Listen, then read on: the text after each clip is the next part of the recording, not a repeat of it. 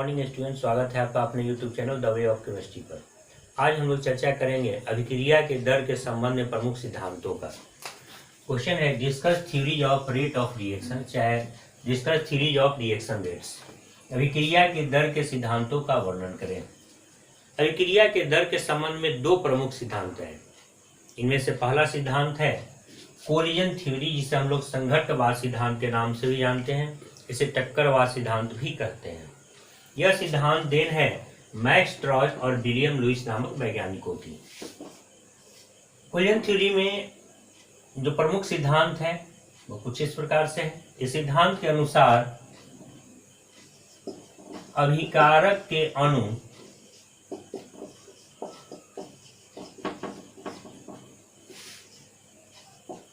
कठोर गोले की तरह होते हैं।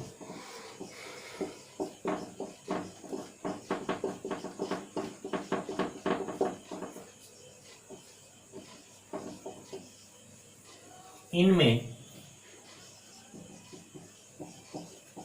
आपस में टक्कर के कारण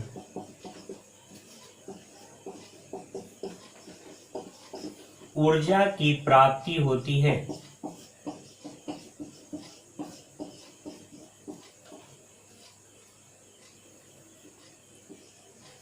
प्रत्येक टक्कर से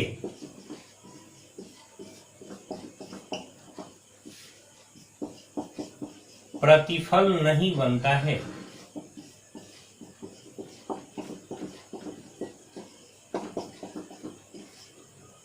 जिस टक्कर से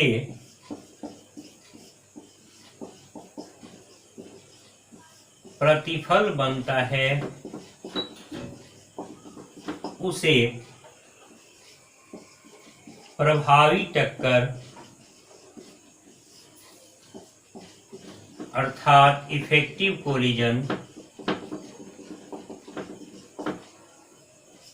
तथा जिस टक्कर से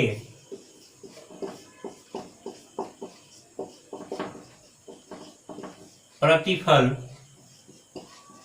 नहीं बनता है उसे निष्प्रभावी टक्कर अर्थात एबॉर्टिव कोलिजन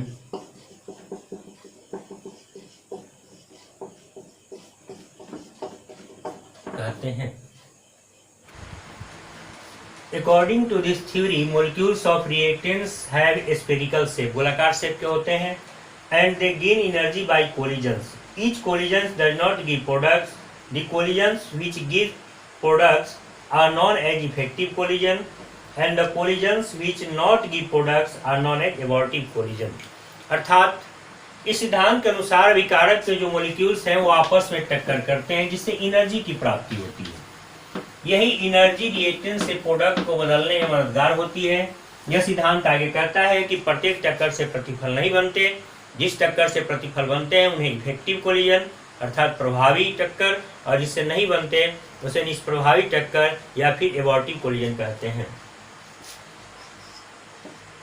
अर्थात ये जो रिएक्टेंट के मॉलिक्यूल्स हैं ये आपस में काइनेटिक एनर्जी के कारण टक्कर करते हैं और टक्कर से एनर्जी बढ़ती है।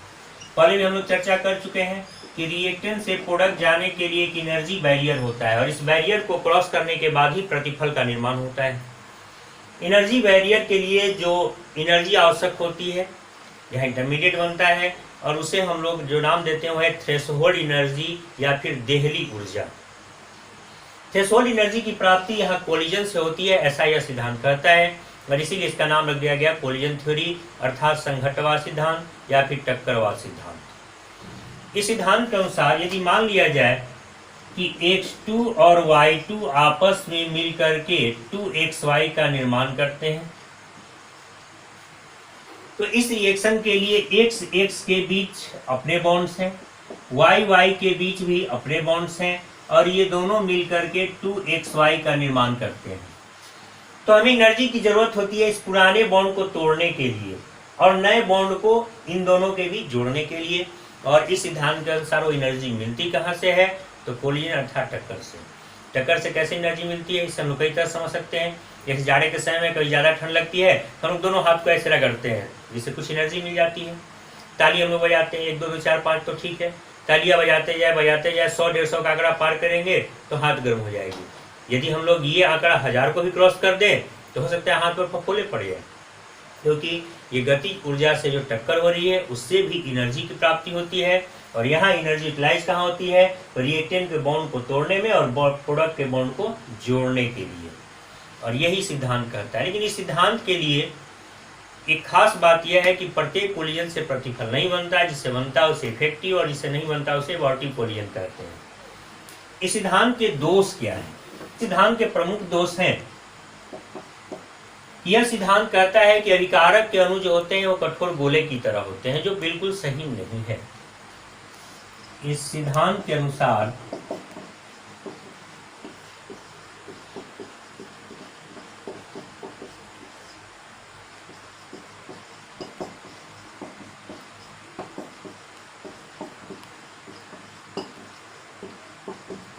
कठोर गोले की तरह होते हैं,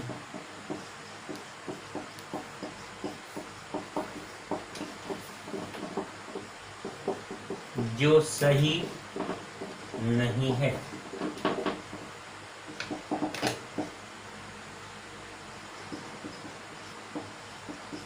अणुओं का प्रॉपर ओरिएंटेशन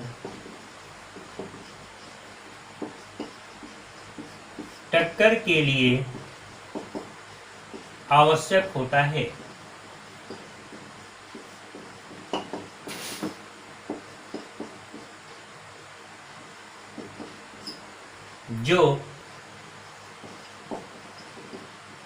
जो हमेशा सही नहीं पाया जा सकता।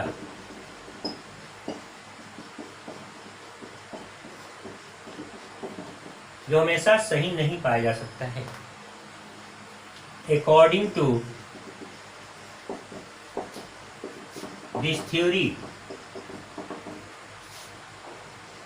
molecules of reactants are hard spheres, which is not true. For collision, proper orientation is necessary,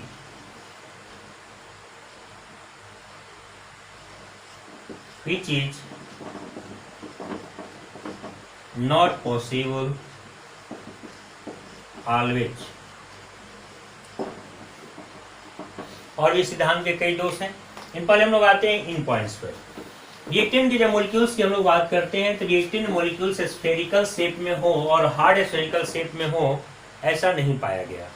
और एक दूसरा जो है प्रॉपर ओरिएंटेशन शब्द का क्या मतलब है। मान लिया जाए कि ये मॉलिक्यूल है और यह भी रिएक्टेंट का मॉलिक्यूल है, यह इस दिशा में आ रहा है और यह इस दिशा में, तब तो इन दोनों के बीच टक्कर होगा। लेकिन यदि ये मॉलिक्यूल यहाँ है और एक मॉलिक्यूल यहाँ, और ये अपनी काइनेटिक एनर्जी के कारण मूवमेंट कर रहे हैं, तो बिल्कुल आमने सामने नहीं है, ये मूव करते रहेंगे तो भी आपस में टक्कर होने की संभावना नहीं होगी। यदि यही मॉलिक्यूल्स के काइनेटिक एनर्जी यदि इस डायरेक्शन में हो और इस डायरेक्शन में, तो भी आपस में टक्कर होने की संभावना नहीं होगी।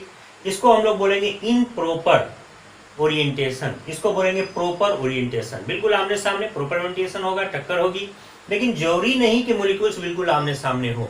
और यही कारण है ये सिद्धांत के प्रमुख दोष के रूप में जाने गए। तो दूसरा सिद्धांत है अभिक्रिया के दर के संबंध में, वो है ट्रांजिशन स्टेट थ्योरी, से हम लोग संकरवाद सिद्धांत के नाम से भी जानते हैं। इसे सक्रियण ऊर्जा के संबंध का सिद्धांत भी कहते हैं या सक्रियण ऊर्जा का सिद्धांत भी कहते हैं। It is also known as activation energy concept theory.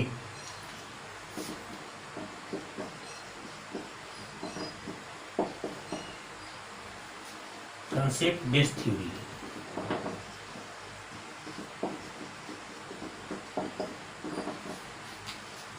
यह सिद्धांत क्या करता है? यह एक आधुनिक सिद्धांत है जो आर्हेनियस की देन है। इस सिद्धांत के अनुसार यदि कोई रिएक्टेंट है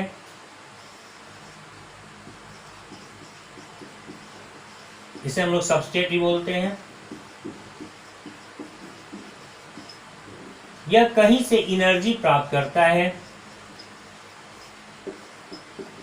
और एक नए अवस्था का निर्माण करता है, जिसे हम लोग बोलते हैं एक्टिवेटेड स्टेट और ट्रांजिशन स्टेट। और यह ब्रेक करके प्रतिफल का निर्माण करता है। तो इस सिद्धांत के अनुसार मॉलिक्यूल्स को कहीं से एनर्जी मिलती है। यह एनर्जी कहीं से मिलती है अर्थात बाहरी एनर्जी है, जिसे हम लोग एक्टिवेशन एनर्जी या सक्रिय ऊर्जा भी कहते हैं। सक्रिय ऊर्जा हम लोग पहले भी चर्चा कर चुके हैं। किसी अभिक्रिया के लिए वह आवश्यक ऊर्जा जो बाहर से दी जाती है, चाहे हीट के रूप में, चाहे इलेक्ट्रिसिटी के रूप में, चाहे इलेक्ट्रिकल स्पार्क के रूप में। इस एनर्जी को लेकर मॉलिक्यूल्स एक ऐसी अवस्था में जाता है जिसे हम लोग एक्टिवेटेड स्टेट कहते हैं। और एक्टिवेटेड स्टेट मैक्सिमम एनर्जी पर बनता है, जो हमेशा अनस्टेबल होता है और टूटकर प्रतिफल का निर्माण करता है। इस सिद्धांत के अनुसार अभिक्रिया के लिए सक्रिय ऊर्जा आवश्यक होती है। अभिकारक अणुओं के पास अपनी गतिज ऊर्जा होती है। सक्रिय ऊर्जा को प्राप्त कर या फिर मिलने के बाद ये थ्रेशोल्ड एनर्जी तक पहुंचते हैं और वह प्रतिफल के निर्माण के लिए आवश्यक शर्त है। यही कारण है कि थ्रेशोल्ड एनर्जी बराबर kinetic energy plus activation energy. यानी सिद्धांत के अनुसार सक्रिय ऊर्जा आवश्यक फैक्टर है जिससे अभिक्रिया संपन्न हो सकती है। सिद्धांत कहता है किसी भी अभिक्रिया के लिए सक्रिय ऊर्जा का मान शून्य नहीं हो सकता। अभिक्रिया संपन्न हो रही है तो कुछ न कुछ सक्रिय ऊर्जा एक्टिवेशन एनर्जी की आवश्यकता होती है, वो लेकर के रिएक्शन संपन्न होते हैं। यह आणविक सिद्धांत है जो आर्हेनियस ने दिया। धन्यवाद।